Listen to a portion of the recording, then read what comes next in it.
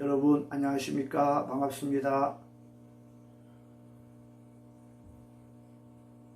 일주일 동안 잘 지내셨는지 모르겠습니다. 오늘은 웰다잉과 행복 만들기에 대해서 수업을 하겠습니다. 여러분, 행복이란 과연 무엇일까요? 어느 누가 갑자기 이런 질문을 던지면 너무나도 철학적인 질문이기 때문에 누구도 쉽게 대답을 할 수 없을 것입니다. 그렇지만 만약 당신은 어떤 상황이 되면 행복할 것 같습니까? 라고 물어본다면 누구든지 쉽게 대답을 할 수 있을 것이라고 생각됩니다. 행복의 기준은 사람마다 모두 다 다를 것입니다. 하지만 나에게 행복한 상황이란 경제적인 면이나 물질적인 면을 빼놓고는 절대 행복이라는 감정은 느낄 수가 없는 것입니다. 그리고 남들과 비교해서 조금 더 우위에 있을 때 나는 조금 더 행복할 것 같다는 막연한 기대감이 있습니다.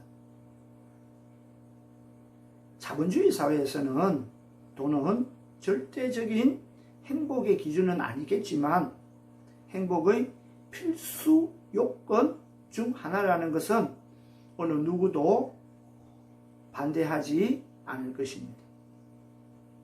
여러분, 행복이란 자신을 다른 사람과 비교하지 말고 자신의 행복이 오직 미래에만 있고 현재 본인 주위에 가까이에 있다는 것을 알아야 할 것입니다.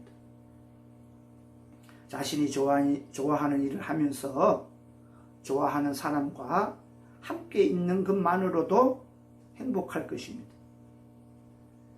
그럼 이번에는 행복의 조건에 대해서 알아보겠습니다. 행복의 조건은 무엇일까요? 어느 날 무한의 세계를 살아가는 우리는 무엇을 많이 가지고 있으면서도 만족할 줄을 모릅니다. 이것이 현대인들의 공통된 병입니다. 그래서 행복을 추구하기 위해서는 늘 목이 마른 상태에 있는 것입니다.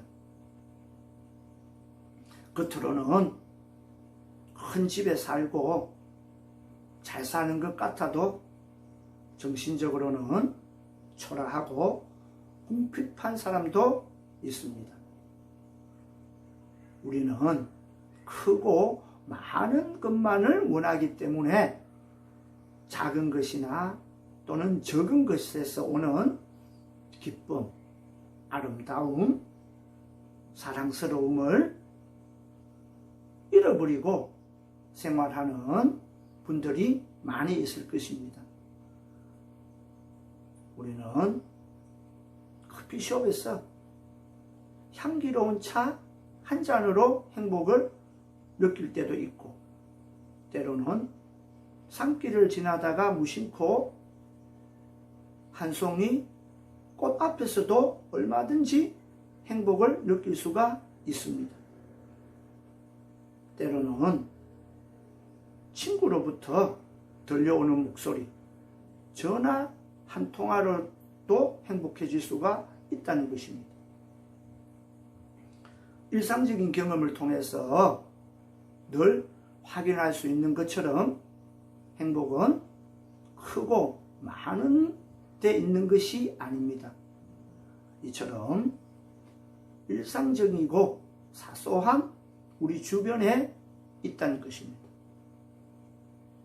아침에 일어나서 사랑하는 가족의 얼굴을 보고 가족들과 함께 식사를 하면서도 행복을 느끼고 밖에 나가서 매일 맑은 공기를 흠뻑 마실 수 있는데 감사하고 강변을 산책하면서 또는 뒷산에 올라 나무 향기나 새소리, 물소리 이런 것들을 보면서도 행복해질 수가 있다는 것입니다.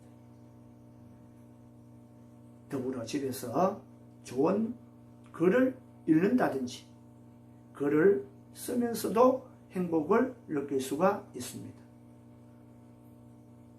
그럼 웰다잉과 행복한 삶을 위한 방법을 PPT 자료를 보면서 좀 더 상세히 공부를 해보겠습니다. PPT 자료를 통해서 웰다잉과 행복 만들기에 대해서 공부를 했습니다. 여러분, 행복의 조건은 여러 가지가 많이 있었습니다. 많은 사람들이 행복해지기 위해서 노력도 하고 있습니다. 그러면 과연 행복해지기 위한 조건을 무엇인지 정리를 해보겠습니다. 어떤 사람이 여러 분류의 사람을 찾아가 행복의 조건이 무엇인지 물어보았습니다. 길에서 구걸하는 사람은 이렇게 대답을 했습니다. 행복의 조건은 돈이라고 말했습니다. 많은 돈을 가지고 넓고 멋진 집에서 깨끗한 옷을 입고 좋은 음식도 먹고 여행도 다닐 수 있으니 얼마나 행복하겠습니까? 라고 대답했습니다. 이번에는 잘 살고 명예도 있지만 나이도 많고 건강이 좋지 않은 부자에게 물어보았습니다. 젊고 건강한 몸이 최고의 행복입니다라고 말했습니다. 본인의 팔다리로 마음껏 뛰고 걷고 가고 싶은 곳에 마음대로 갈 수 있는 건강한 몸이 최고의 행복이라고 얘기했습니다. 이번에는 젊고 건강하지만 결혼하지 못한 사람에게 행복이 무엇인지 물었습니다. 그 사람은 따뜻하고 화목한 가정이 최고의 행복이라고 말했습니다. 기쁜 일과 슬픈 일도 언제나 함께 할 수 있는 아내와 자식이 있는 사람이 최고의 행복이라고 말했던 것입니다. 이렇게 세 분류의 사람을 만난 그분은 행복의 조건이 무엇인지 깨달았습니다. 즉, 본인에게 없는 것이 행복의 조건이었습니다. 여러분, 이미 여러분들께서는 당연시하는 행복의 조건이 다른 누군가가 간절히 원하는 행복의 조건이 될 수도 있다는 것입니다. 제임스 오펜하임은 이렇게 말을 했습니다. 어리석은 자는 멀리서 행복을 찾고 현명한 자는 본인 자신 주위에서 행복을 키워간다고 말했습니다. 또한 탈무드는 세상에서 가장 지혜로운 사람은 배우는 사람이고 세상에서 가장 행복한 사람은 감사하면서 사는 사람이라고 말했습니다.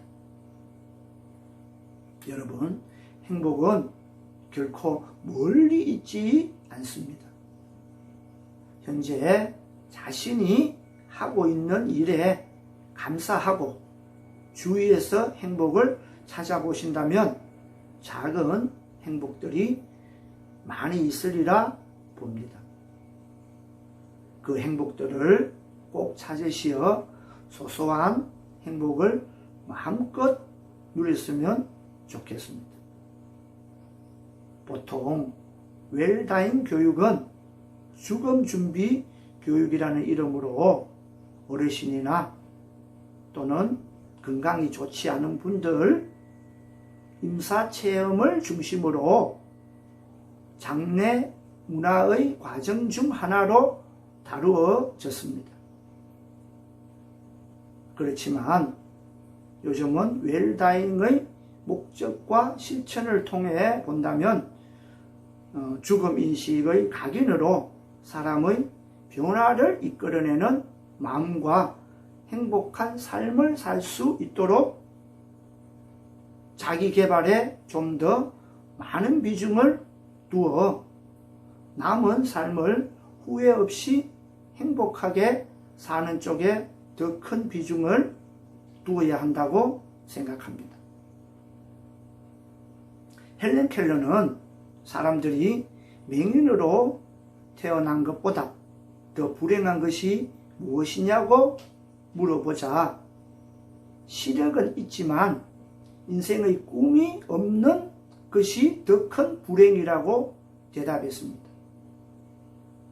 우리는 살아있다는 것은 꿈과 희망을 가지고 살아가야 큰 의미가 있는 것입니다. 그것이 곧 의미 있고 후회 없는 삶이고 후회 없는 죽음으로 가는 길이라고 생각합니다. 이번 웰다잉 교육의 이해와 실제 과목을 공부하면서 삶과 죽음에 대한 올바른 방향을 제시하고자 노력하였습니다.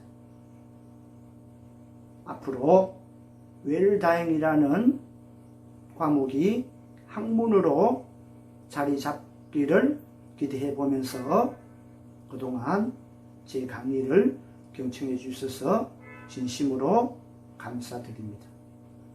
안녕히 계십시오.